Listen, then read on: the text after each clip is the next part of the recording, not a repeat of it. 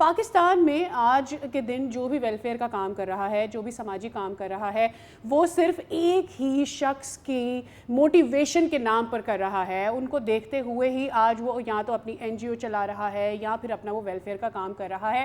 میں بات کر رہی ہوں عبدالستار ایدی صاحب کی. آج انسانیت کے عظیم خادم، معروف سماجی رہنما عبدالستار ایدی کی 10ویں برسی عقیدت و احترام کے ساتھ منائی جا رہی ہے.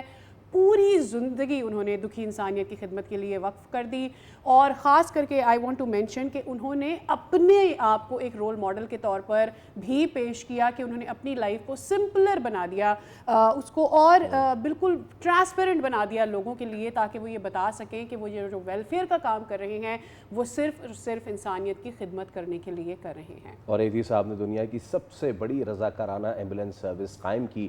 لاکھوں بے سہارا انسانوں کی امید بنے. 1 جنوری 1928 کو بھارتی سیاست گجرات کے شہر بانٹوا میں پیدا ہوئے. تقسیم کے بعد ان کا خاندان کراچی منتقل ہوا اور عبدالستار ایدی نے کم عمری سے ہی خدمت خلق کو اپنا شیوا بنایا. 8 جولائی 2016 کو علالت کے باعث عبدالستار ایدی انتقال کر گئے. ان کی برسی کے موقع پر ملک بھر میں قرآن خوانی، فاتح خوانی اور تعزیتی تقریبات کا انعقاد کیا جا رہا ہے، جہاں ایدی کی بے مثال سماجی خدمات کو خراج عقیدت پیش کیا جا رہا ہے.